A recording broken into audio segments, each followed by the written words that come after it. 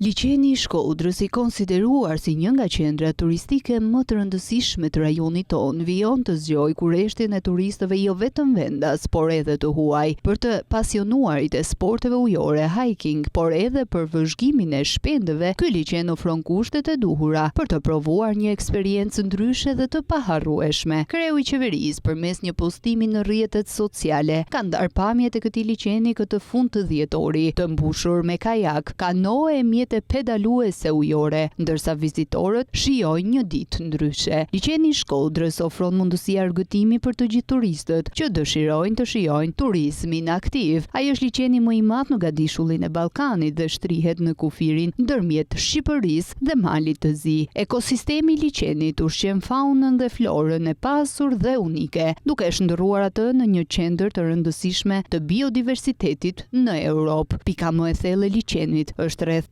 45 metra, ndërsa në skaj një uglindor të tij shtrihet qyteti i Shkodrës, nga i cili ka marrë edhe vetë emrin Liçeni i Shkodrës.